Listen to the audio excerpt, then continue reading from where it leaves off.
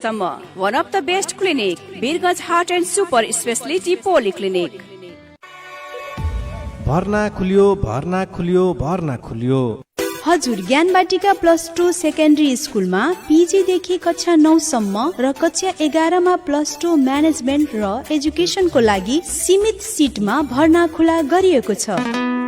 हाम्रा विशेषताहरू: नेपाल सरकारबाट मान्यता प्राप्त, शान्त तथा आधुनिक वातावरणमा अध्ययन अध्यापन गराइने, कमजोर विद्यार्थीको केस स्टडी गरी उपयुक्त विधिद्वारा अध्ययन अध्यापन गराइने, गरिब तथा जेहेन्दार विद्यार्थीहरूको लागि छुटको व्यवस्था, ट्रेन प्रोफेसनल शिक्षक शिक्षिका, विज्ञान प्र्याक्टिकलको व्यवस्था भएको, युनिट टेस्ट, मन्थली टेस्ट तथा टर्मिनल टेस्टको व्यवस्था, अडियो भिजुअल क्लासरुमको व्यवस्था, कम्प्युटर क्लासको व्यवस्था भएको, प्रत्येक वर्ष पिकनिक टुर जस्ता इसिए को व्यवस्था भएको, फ्री वाइफाई को व्यवस्था, सीसीटीभी को निगरानीमा अध्ययन अध्यापन गराउने, मोन्टेसरी कक्षाको सुविधा भएको, खेल मैदान तथा पुस्तकालयको व्यवस्था, कलेज तथा स्कुलहरूको भिडमा छुट्टै पहिचान बनाउन सफल ज्ञानबाटिका +2 सेकेन्डरी स्कुल। सम्पर्क: ज्ञानबाटिका +2 secondary school, Shripur 11 Birgunj, behind Indian embassy. Contact number 051 mobile number 9812 47212 र 98450 59485। रेडियो सान्वी 96.4 मेगाहर्ज को यो हो दैनिक सन्ध्याकालीन प्रस्तुति कार्यक्रम सवाल जवाब।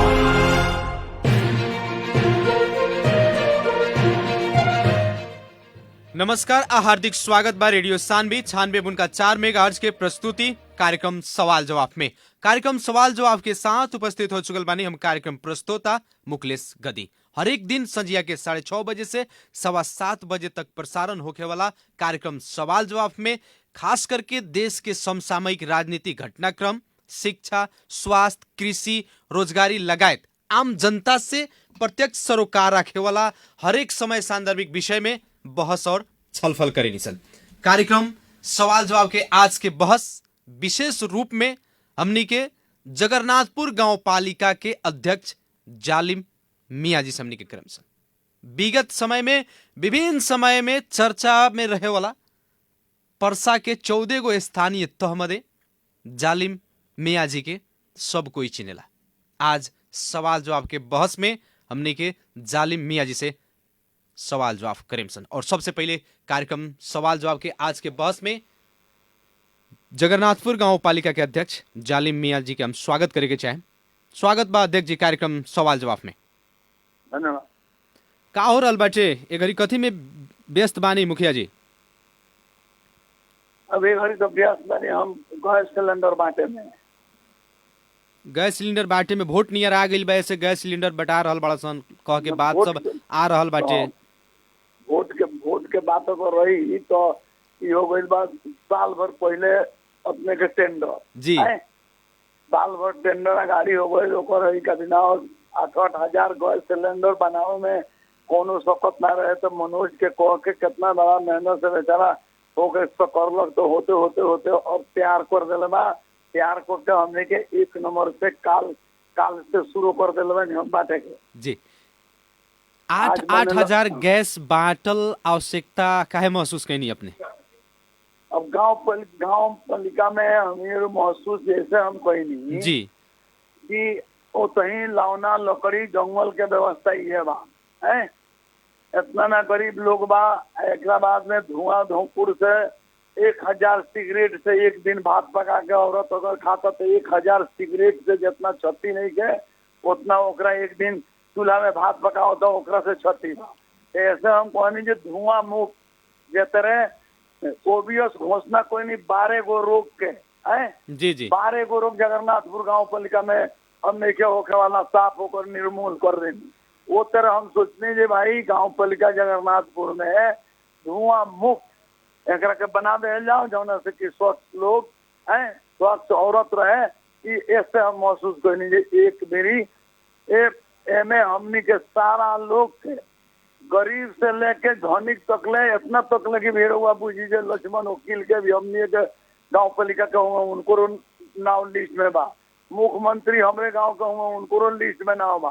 रमेश रिजाल के लिस्ट में नाव बा, जनार्दन जी के लिस्ट में नाव बा, प्रहलाद गिरी हमरे वार्ड के हुए उनको लिस्ट में नाव बा। अब तो इस मुखिया सभी लोग जी, के धुआं- अब जैसे धुआं अब धुआं मुक्त करे के बा, तो अब एको आदमी के धुआं लागे वाला बात तो ना छोड़े के पड़ो। लेकिन जेकरा घर में ऑलरेडी बढ़ले बाप ने कहतनी कि अपनही के गांव पालिका के बासी बानी मुख्यमंत्री जी, वैसे ही प्रहलाद गिरी जी, जनार्दन सिंह छेत्री जी, इ लोग के गैस के कमी बा। अच्छा अपने रहुआ बताई गैस के कमी होके या ना होके हैं? अब तो हो गई कि केहू के घर में हईले ना केहू के दूध गो। हमार बात सुनी तो एक आदमी से केहू हाथ उठवाई तो जे केकरा घर में नहीं के रहुआ बुझी तो जी। एक घर कोई बाकी नहीं के उ घर के हम दे देले बानी। अब वो समूचा घर के देले बानी, ये लोग के अगर नाव ना लिखी ना दी नाली लोग बिहान के बात हो, ठीक बा जी, हैं? जी। कोई तो नहीं टिकता हुई नाली लोग वो लोग के बात हो। देखिए हमार तो फर्ज बानी जब सबके के नागरिक के देता नहीं तो वही जन के नागरिक हमनी के वही जन के वोटर लिस्ट में ना आवे लोग के बा उकनी के भी देवे के पड़ी। ऐसे जकरा भइल बा ओकरा के दे देनी, जकरा नहीं के भइल ऐसन नहीं के भइल एकर हाथ उठाई केहू ऐसन कह देवे तो ओकर गुलामी जिंदगी भर लिखे में। पार्टी पॉलिसी देखतनी कि ना अपन अपन पार्टी के कार्यकर्ता लोग के। अब रुआ बताई जो पार्टी पॉलिसी में हमारे गाँव में 38,000 लगभग वोट बा जी। गाँव पालिका में जी। जनसंख्या बा। और वो बताई जे मैंने 8,000 गैस देते हैं तो मैं पार्टी पोजीशन एको को घरे नहीं कर चुका के ह कांग्रेस के ह फोरम के ह रापारपाई सभी लोग जनरल दिया तक जौना दिन रहुआ को हम बोलावत नहीं जानते नहीं कौन दिन है जी। 4 नंबर वार्ड में जब 6 वार्ड 5 वार्ड बांट देते नहीं 4 नंबर में रहुआ उनके पत्रकार के बुलाए लास्ट दिन है समापन के दिन है, ठीक बा जी जी। अब वो में सभी लोग रोई रहुआ हाथ उठवा के पूछ लेम जे जगन्नाथपुर गांव पालिका में अगर कोई बाकी बात हाथ उठा देवे, हाथ उठा दी तो वही दिन है गुलामी। अब जैसे कि विपक्षी लोग दल के लोग कह रहल बाटे अपने के गांव पालिका के कि मुखिया जी अभी जोनी गैस बांट रहल बानी, अब काहे कि स्थानीय तह के चुनाव भी नियर आ गइल बाटे, वो चुनाव के लक्षित करके बांटतानी अपन वोट बढ़ावे खातिर। ये लोग जे कहता नु जी। हैं वो लोग से पूछी तो जे 1 साल अगाड़ी के ही टेंडर हो कि ना हो। नंबर 1 नंबर 2 में हैं रहुआ हम बूढ़ पुरनिया के 60 वर्ष के उम्र के 4,000 आदमी के बूढ़ के समान कोईनी छाता लाइट मुसहरी अपने के कमर बिछौना, ठीक बा हैं जी।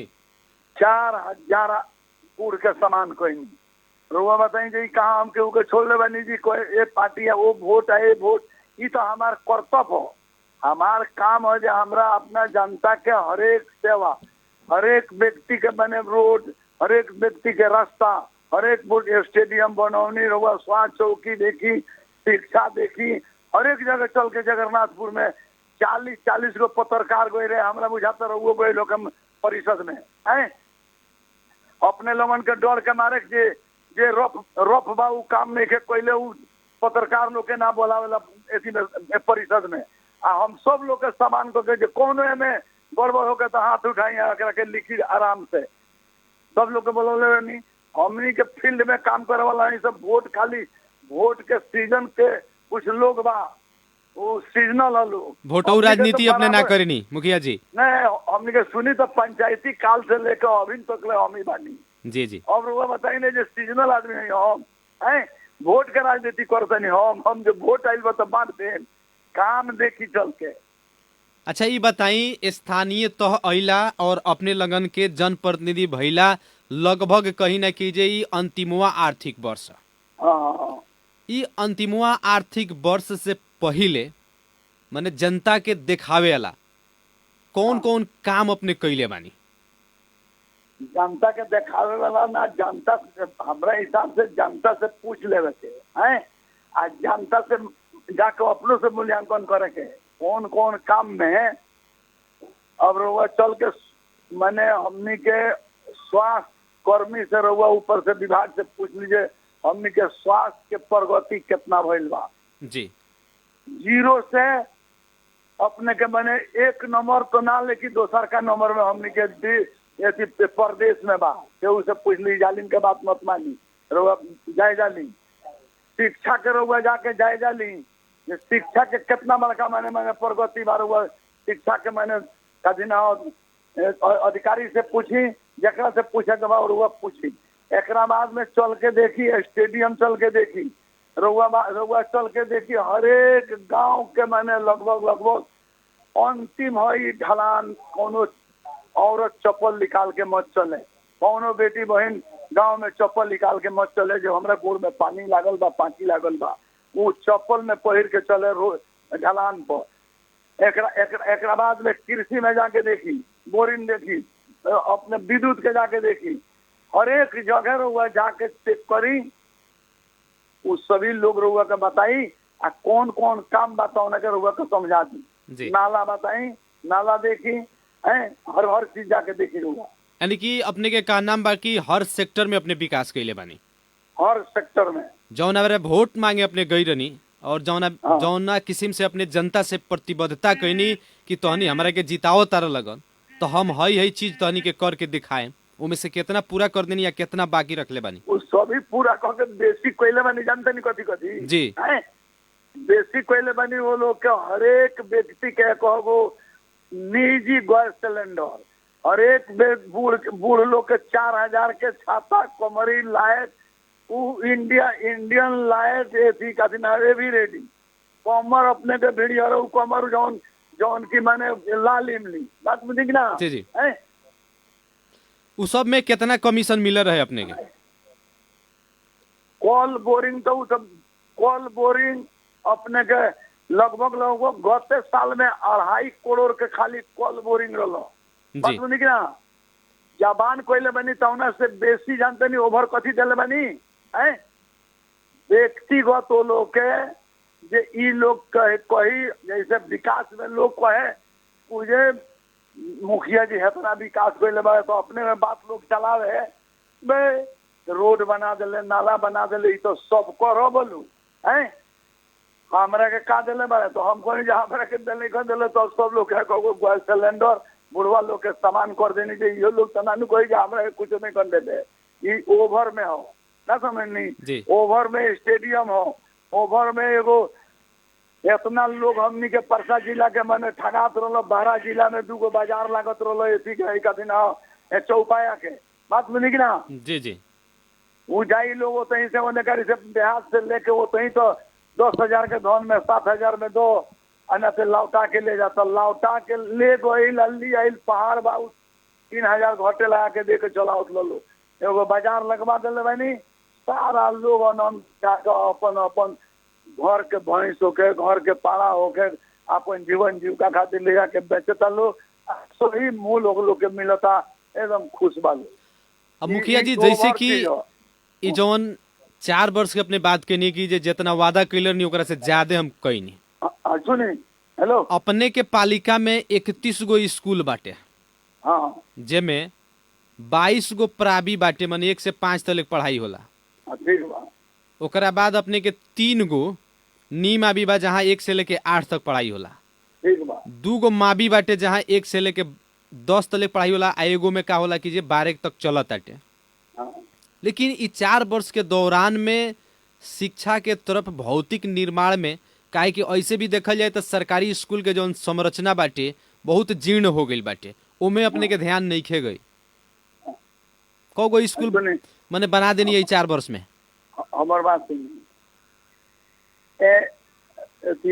मैट्रिक 2 गो स्कूल के जाली मियाँ कैले बारे 10 क्लास के ठीक बा जी जाके ओकर संरचना देखी ओकर भवन के 403 गो भवन बाकी ना ओकरा बाद में बीजबनिया हम बनौले बनी वो matric Jagannathpur Bijbaniya matric 10 class 12 class हम +2 बनौले बनी हम अपना पाला में मसिहानी जाके ओकर भवन देखी कई गो भवन थपले बनी एकरा बाद में वाला कार्यालय जनार्दन छेत्री अपना गांव में अपना घर में रख के अपना दिन पंचायती व्यवस्था से किराया अपना घर के लेते रहे आप भवन ना बनौले आ वाला कार्यालय रहुआ जाके देखी अथी में कथी ना बहुअरी में जाके बनौले बनी 60 लाख रुपया लगा के वाला कार्यालय ओकर उद्घाटन जाके करौले बनी तो ये नया सभी बात रुआ के बताओ तनी अब बोली अब का करी अब जैसे देखल जाए जौना किस्म से अपने तालीम में बजट छुटियावत तनी, जौना किस्म से जहाँ बेसी इनकम आवे वाला बाटे,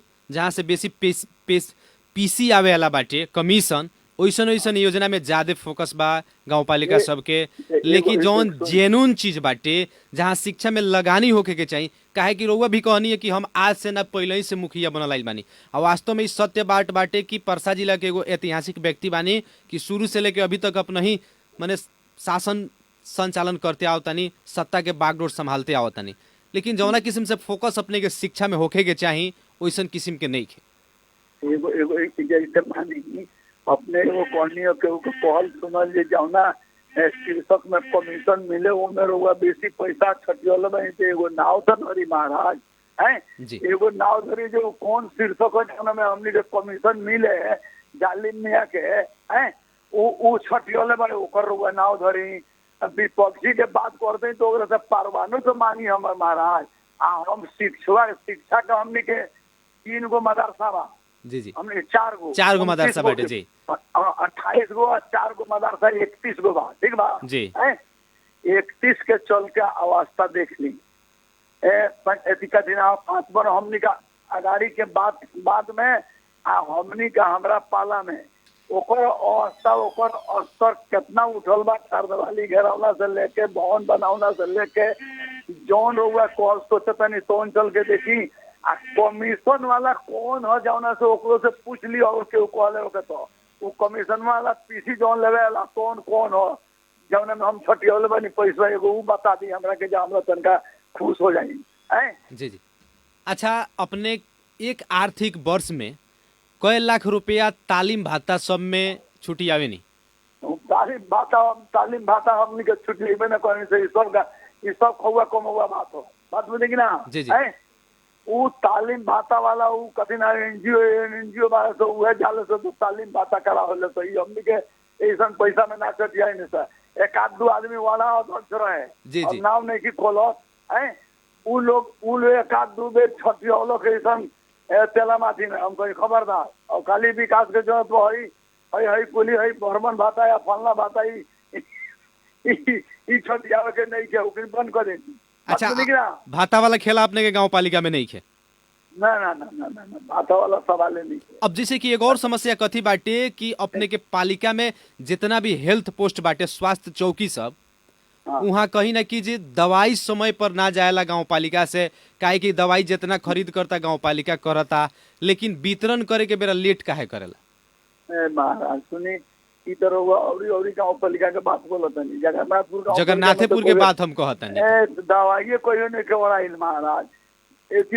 दवाई कहियो ओराइले नहीं के समय पर कहियो गइले नहीं के अपने के कौन के कहत तनी बताई तो क्यों ना सुने में नहीं के गई। और वो बोली अरे हमनी का दवाई गाँव पालिका किन तो कौन अलगे बा जी प्रदेश से एकरा बाद में जाके केंद्र से हुआ और भेन में लदवा के लिए आइल बनी दवाई कहाँ हुआ बनी महाराज है कौन हुआ से सर कदल बजे सोने में दवाई नहीं चली ना उन्हें लोग के दवाई दे देता तो उस शाखा में धो देता खाए नहीं के कौन चली तो। अब जैसे मुखिया जी बहुत बढ़िया अपने को बात कहनी है, यहाँ हम अपने के रोके के चाहे कि कहते नहीं कि दवाई देने से तो लोग ताखा पर धो देता।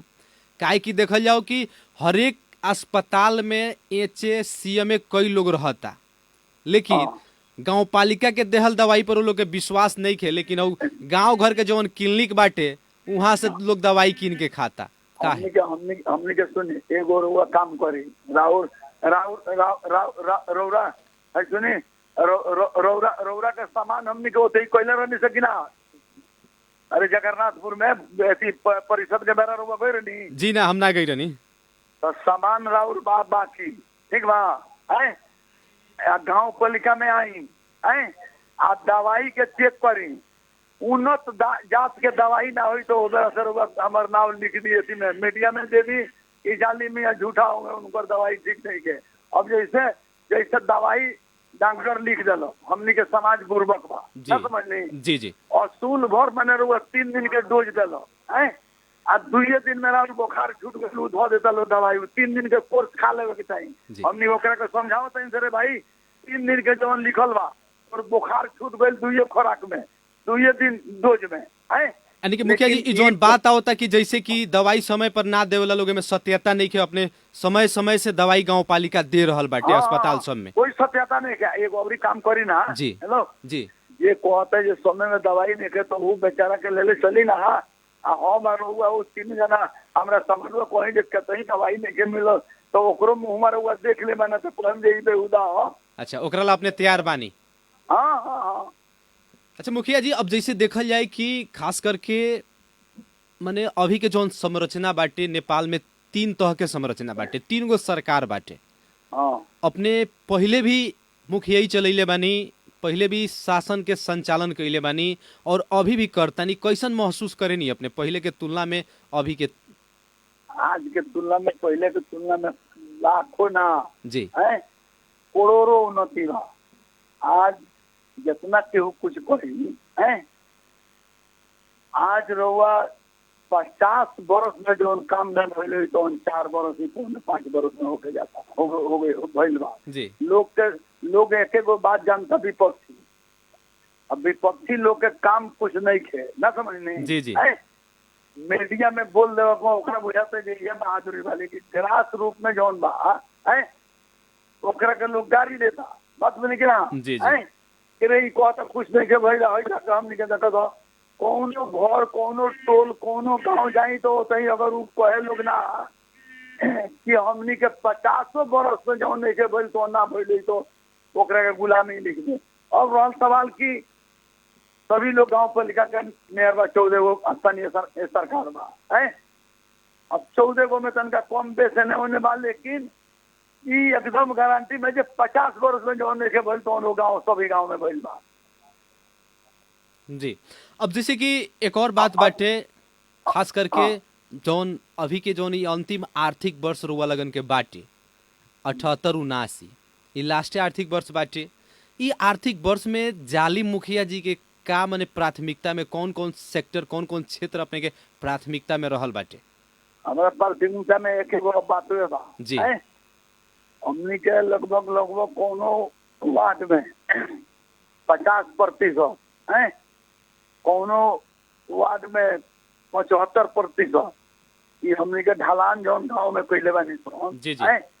नाला कैले बानी सोन ई ढलान और नाला ये अपनी के प्राथमिकता में जौन कहनी हम पहले ही जो हमनी के मैंने हमारे सोच बाजे औरत चप्पल निकाल के बेटी पतोह चप्पल निकाल के गाँव में ना चले समझ ना। जी जी हमार लोग एक गो बात की पूरा एकरा के अपना पाला में हम देखा पार दी एक बाद में अब जौन होगी तो हो जाएगी इस साल ढलान संभव हो जाई एकदम संभव बा।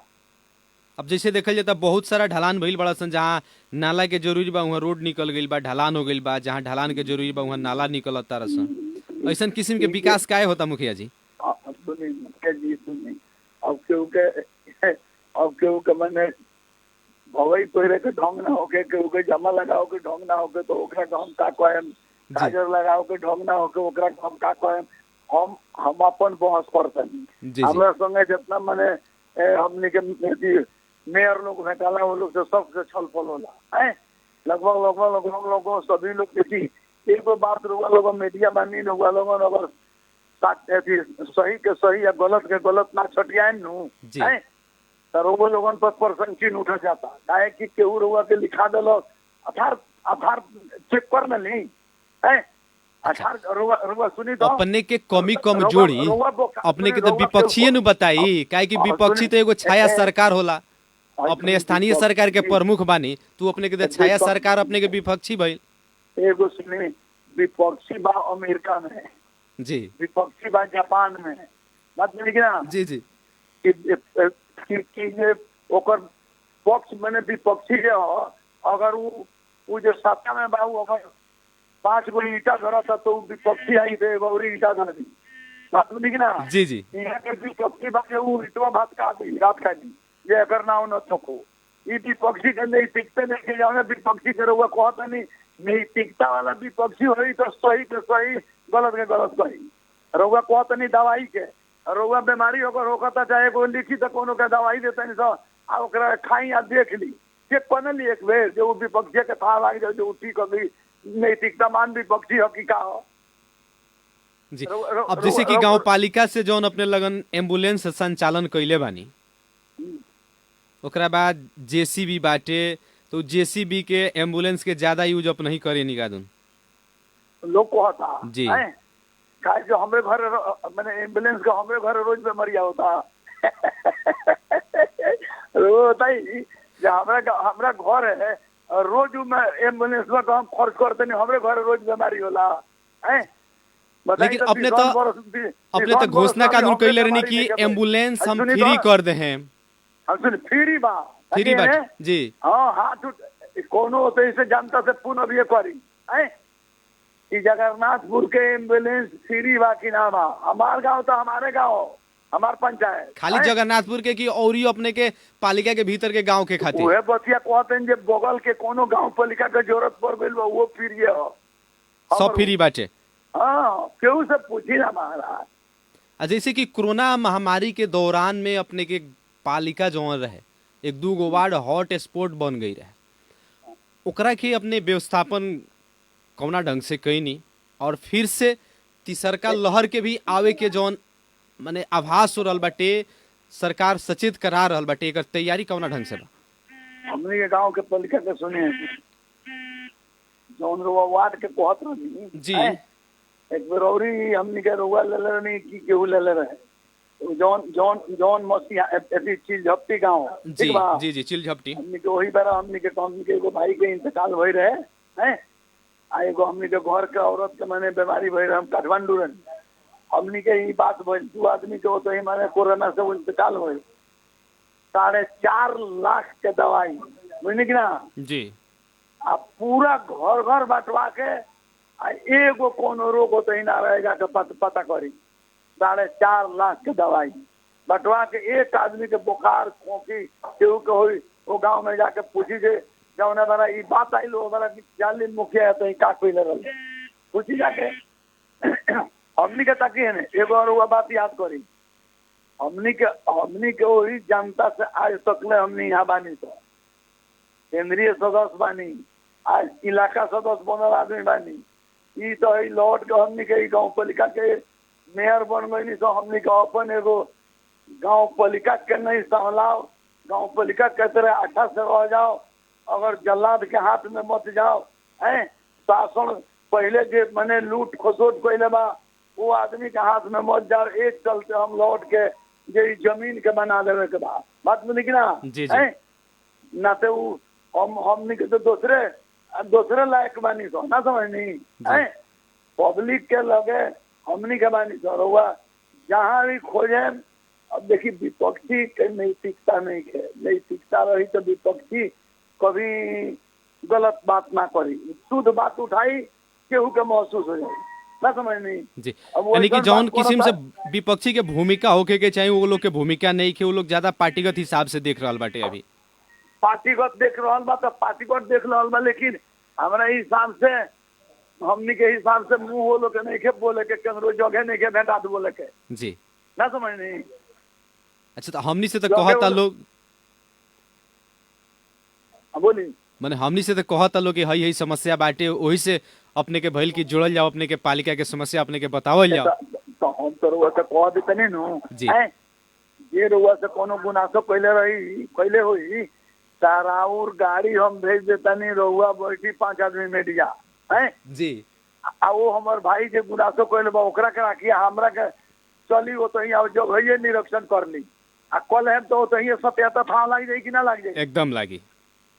मैंने हम कहते हैं स्पॉट पर है केहू कहते रोए नु मीडिया मैंने हमनी से लेवे वाला हमनी के नेपाल के मीडिया जाली मियाँ के साथ रहे जी। भारत के मीडिया का कहत रहे हम कोरोना के फैक्ट्री रख ले एकदम वो बेरा तो अपने के पूरा नेपाल के मीडिया सपोर्ट कैले रहे, अपने के पक्ष में रहे, सारा साथ दिल बा। तो जौन मीडिया भारत के कहले रहे सही रहे कि गलत रहे? गलत रहे, एकदम गलत रहे। अच्छा बताई तो यही में विपक्षीय लोग हो, विपक्षीय लोग हो जो कुछ लोग जो मुसलमान है उनका झोंक दे यही खानता में।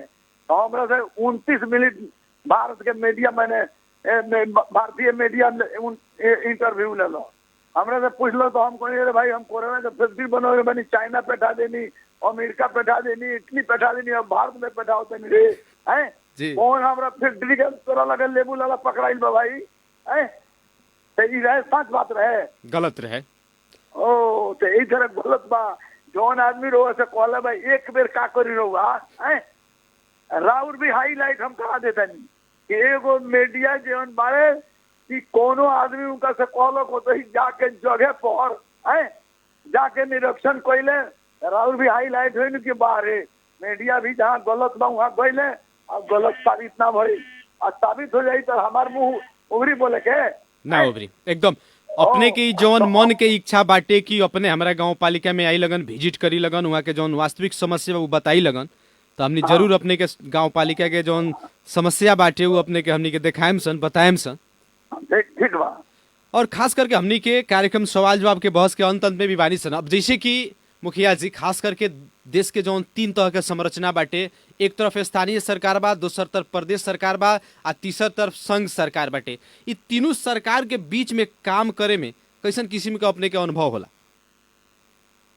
ए महाराज अब हमने के तो 2 नंबर प्रदेश हो जी जी और प्रदेश के छोड़ी अब 2 नंबर के प्रदेश जहाँ बानी सन उहे के बात कही आओ वही प्रदेश के बात करी जी अब प्रदेश के बात बेचारा प्रदेश से मुख्यमंत्री से पूछी हैं 4 गो साइकिल जहाँ बांटते रहता हमने के फोरम का जो होता है बाकी हैं अरे हमने का 8 करोड़ के 8,000 बांटते हैं तो कोई हमने के ना फोरम बेरौले में निशान हमने कांग्रेस बेरौले में निशान आओ अब देखी का बा बेटी बचाओ बेटी पढ़ाओ हैं अपने वोट का माता नहीं तो अपने कहाँ से एथी देखें अब रउआ बोली अब तेरी बात वही में रउआ स्वामी जी ओनरे का नहीं हाथ उठाई हमने वही लजत नहीं के हाथ उठाओ में बात बोली कि ना काहे कि उन्हें बीमारी ना बेचाई बीमारी और ताकि बीमारी हो रही जी जी। अब जैसे कि मुखिया जी खास करके एक और समस्या कथी बाटे कि अपने के पालिका के भीतर जितना भी बाल विकास के सहजकर्ता लोग बाटे मैडम लोग वैसे ही विद्यालय कर्मचारी अकाउंटेंट आ पियून लोग बाटे बहुत कम तलब में अभी वो लोग काम कर रहा बाटे। सरकार बजट भाषण भी कैलक ह तनका हमार प्रश्नवा सुन ली सरकार बजट भी भाषण कैलक ह तो पहले से 6,000 देते रहे 2,000 मात्र थपलक 8,000 आ 7,000 अपने लगन के मूड़ी पर थोपार दिलक। इस सरकार के जो दोहरो नीति रहे अपने अब कौना ढंग से वो लोग के तलब खिया? अब देखिए पहले वो 6,000 देते रहे ना जी जी हम अपना गाँव पालिका में वो लोग 2,000 और भी बढ़ा के देते रहे। अच्छा पहले से 8,000 अपने देता नहीं 6,000 हुआ 2,000 गाँव पालिका से गाँव पालिका से जी 2,000 बढ़ा के देते रहे ठीक बा। जी अब गवर्नमेंट को दिलक उतना 6,000 हमने के मूड़ी पर ठोक दिला ठीक बा। 7,000 तो हमने को 7,000 देवे के परिषद में हमने को तैयार बनी हो तैयार बनी अपने हाँ मंडी वो लोग से पैदल बनी मैडम लोग से हैं जी पूरा लोग हमने के परिषद में आई रहे ठीक बा। जी जी वो लोग हम वो मैंने उतना मैंने मेहनत करता लोगों है हमने के समसेवका जौन हो बारे सोन है समसेवका सन के भी हमने के पैसा बढ़ा दिले बनी सोन है जी मुझे मेहनत करता ओकरा को हमने के नहीं से छोड़ ओकरा को हमने के अरे भाई हमने के कर्तव्य ई बा उपकरण राउर मीडिया कर्तव्य बा तो मीडिया राउर बा अगर सही दूध के दूध पानी के पानी ना निकालें तो वो लोग तो पर्सन की उठी कि ना उठी है हमने के जौन जिम्मेवारी लोग दिले बा वो जिम्मेवारी के बहान ना करे जाएगी तो वो आदमी क्लियर ना होई जी बताई तो एकदम है जनता के जौन अपने विश्वास देनी आ जनता वो विश्वास से अपने के वोट देला तो जनता के खातिर तो काम करे के अपने के फर्ज बनता ना करम तो बियान हमरा के वो बोली ना जे हमरा कहे द्वार पर जाए ना दी कहे वाला बात रोवा छोड़ दी ताकि है ना जी रोवा बोली ना 29 साल से हम राजनीतिक में बानी जी जी 29 साल से पहले 29 साल में बड़ा अध्यक्ष बनी अब 35 साल में 3 गो गाँव पंचायत बीच बनिया जगन्नाथपुर पिनारी मिल के भाई लोकरो प्रधान पंच बननी वो बड़ा प्रधान पंच रहे। अच्छा मुखिया जी इतना दिन से अपने कहीं ना कहीं खाल नेतृत्व दायी भूमिका में बानी अब राजनीति से अपने का मन नहीं क्या उगताइल इतना दिन से अपने सेवा करते आए गनी राजनीति में हरदम मने मुखिया बनते आए गनी अब ऐसे मन अपने का उगताइल बाकी ना बड़ा 18% पूछी जी ना समझनी जी जी हम जिला सदस्य भी भइल बानी ठीक बा हैं जी जिला सदस्य भी बनल बानी आज हर मन उगताई जानते नहीं के को हैं जी जेकर सेवा के भावना ना रही पाक पवित्र भावना ना रही जनता के सेवा करे के ओकरा भावना ना रही, ओकरे मन उगताई न समझनी। जी एकरा सेवा के भावना बा कि हमार नागरिक हमरा सामने कोनो आगति मत पड़े, तो ऊ काफी उगताई जी ओकर तो धर्म बनता, ओकर धर्म हो, ओकर पवित्रता हो कि ऊ आदमी ओकर सेवा से योगा उगताई। बाप मातारी के सेवा से अगर माने बेटा उगता जाए तो नास्तिक बेटा हो, बात बुझी कि ना। जी जी अरे जनता के सेवा से जौन नेता उगता जाए वो नास्तिक नेता हो, बात बुझी कि ना। यही सब भन उगता वाला बात कहा कहते नहीं जी। यानी कि अभी भी नेतृत्व करे खातिर अपने तैयार मानी, यदि जनता अपने के मौका देता फिर अपने पर विश्वास करता आवेला दिन में। अब ये मीडिया से ली लोग चिल्लाता 4 नंबर क्षेत्र के जो संसद में आई, तो अब वो में दरखास्त पड़ जाता। अब रुआ देखिए वो मेरा रुआ के सामने जीत के आ रहा बनी। जी जी यानी कि सांसद अब बने। चली अग्रिम शुभकामना बाटे अपने के। हाँ अच्छा मुखिया जी, कार्यक्रम के अंत में बानी सन रेडियो सानवी 96.4 मेगाहर्ट्ज सुन रहल आम श्रोता अपने के पालिका के जनता लोग के का कहे के चाहे?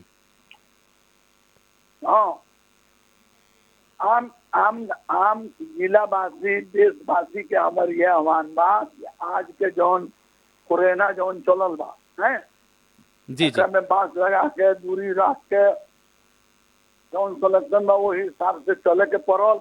एक बाद में हमने के भाईचारा बना के चले के पड़ल। ई कम से कम ई महारोग के हमने के जितना अभी तक के स्वस्थ होकर बचा देनी सन, एकरा के बचा के हमने के चल जाए। एक बाद में हमने के जौन जौन हमने के सिस्टम बा, जौन जौन हमने के नैतिकता बा, जकरा जकरा जौन उत्तरदायित्व बा, जनता के जिम्मे का बा, नेता के जिम्मे का बा, वारा अध्यक्ष के जिम्मे का बा, संसद के जिम्मे का बा, मुख्यमंत्री के जिम्मे का बा, सरकार के जिम्मे का बा, अपन अपन नैतिक जिम्मेवारी समझ के सभी लोग अपन अपन ईमानदारिता से अपन जौन ओहदा बा, जौन ओहदा के हिसाब से जौन जनता के सेवा करे के बहुत सेवा करो। आम नागरिक के हम विश्वास देते नहीं कि हमनी से गांव पालिका जगन्नाथपुर ना पारसा जिला वासी के जौन समस्या हुई अगर हमरा से कहता तो वर्षक हम फेल ना करें। मुद्दा से मुकदमा से जौन चीज हमरा जब आवाज दिला ओकरा साथ में हम रहेंगे। हर एक जगह वो पिछन से जाली में के लगभग लोग कही जो कोनो मेरा जौन मेरा हमने पूछ देने से तो हमने के साथ में रहे, हमने के ना छोड़े ले, ये हमारा आह्वान बा। अभी हम वो लोग के नैतिक जिम्मेवारी बा हमरा कि जब तक ले तब तक ले वो लोग हम सेवा करके जिलावासी देशवासी के हम आह्वान करते नहीं कि अपने लोगों के साथ में रहें और जब तक ले हमारे सांस चली तब तक ले रुआ लोगों के सेवा करते रहें। ये हम रुआ लोगों को विश्वास दिलावत नहीं। चलिए बहुत बहुत धन्यवाद बाटे और आवे वाला दिन आवे वाला समय अपने के खातिर मैंने बढ़िया हो को हमने की तरफ से शुभकामना बाटे। फिलहाल अपने से छूटेम सन, नमस्कार। जी आदरणीय जन समुदाय, कार्यक्रम सवाल जवाब के आज के बहस विशेष रूप से हमने के जगन्नाथपुर गांव पालिका के अध्यक्ष जाली मुखिया जी से हमने के सवाल जवाब करनी सन। कार्यक्रम सुन के साथ देने एक अपने के बहुत बहुत धन्यवाद देवे के चाहे और विशेष धन्यवाद जगन्नाथपुर गांव पालिका के अध्यक्ष जाली मुखिया जी के। कार्यक्रम सवाल जवाब के आज के बहस और छलफल से हम कार्यक्रम प्रस्तोता मुकलेश गदी आज के खातिर विदा चाहत बानी। प्रणाम।